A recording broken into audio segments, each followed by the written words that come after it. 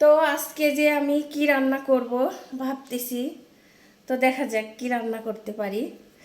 আর আসল কথা, একা থাকলে কিন্তু রান্না ভালো লাগে না অত।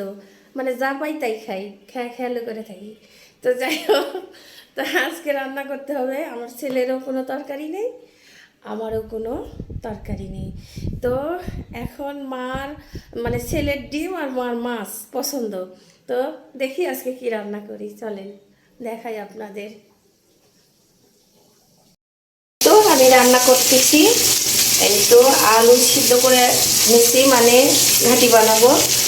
আর এই তো মাছ ভেজে নিচ্ছি, আর ডিম ডিম তেলাপিয়ার মাছ এগুলো দিয়ে একটু করে রান্না করব। ডিম আমার ছেলেটা আর আমার মাছ দিয়ে আলু দিয়ে রান্না করব আজকের রান্না। তো রান্না উঠাই দিছি, আর রান্না হলে গেছি আমার খাওয়া। আমার এত পরিমাণ খিদা লাগছে না, রান্না করা ছিল না, 2 দিন আগে রান্না করছিলাম, সেটাই খাইছিলাম। তো এই তো তো কেউ আলু ঘাটি বলতেও পারেন, আবার কেউ ঝোলও বলতে পারেন। তো যাই হোক, আমি একটু ঝোল ঝোলই করব। আর এই তো বললাম না, ছেলের ডিম আর আমার মাছ। তো হলে গেছি খাওয়া, এত পরিমাণ খিদা লাগছে, সকালে কিছু খাই নাই তো। আর আলুর ঘাটি একটা না যদি লাড়ে দিই তাহলে কিন্তু লাগে যায় আলুর ঘাটি। এই তরকারি রান্না করলে দেখবেন যে লাড়তেই থাকতে হবে, না লাড়লেই তো দেখেন লাগে যাবে, একবারই তলে লাগে যাবে, এই অবস্থা। আল্লাহ। আর এই তো আমি এইদিকে ফ্রিজ খুলে রাখছি মাছ নেওয়ার জন্য। ফ্রিজটা ইয়ে করছি, মানে জমাট লাগে গেছে, এত পরিমাণ বরফ হয়ে গেছে। আর আমার ফ্রিজটা খালি বরফ হয়ে যায়। জানি না কোনো সমস্যা নাকি, আপনারা জানলে অবশ্যই জানাবেন। ফ্রিজ বন্ধ করে রাখছি।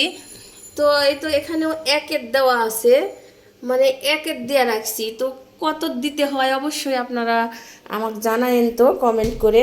আমার ফ্রিজে শুধু বরফ হয়ে যায়, বরফ জমে যায়, তো ডয়ার খোলা যায় না।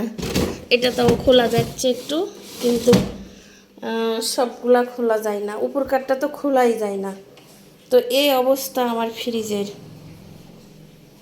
আর এইদিকে তরকারি আবার কিন্তু না লাড়লেই লাগে যাবে, এই অবস্থা।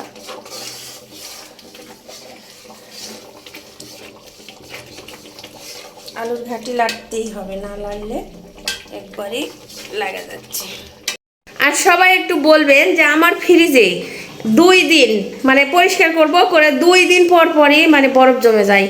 আমি একে দিয়ে রাখছি, আসলে ওটা যে মিটারটা কততে দিয়ে রাখতে হয় অবশ্যই সবাই কিন্তু কমেন্টে জানাবেন। আমার ফ্রিজ নিয়ে আজকে মাছ নিয়ে, আমি একা মানুষ তো, আজকে খাই, আবার 2 দিন পর বের করতে যায় দেখবেন যে ফ্রিজ একবারে লেগে গেছে। তো আপনারা অবশ্যই আমার কমেন্টে বলেন তো, যে ফ্রিজে 2 দিন পর পর কেন বরফ জমে, ভালো লাগে না। তো সবাই ভালো থাকবেন, আজকের ভিডিও এই পর্যন্তই। আবার পরবর্তী ভিডিওতে দেখা হবে, সবাই ভালো থাকবেন, আল্লাহ হাফেজ।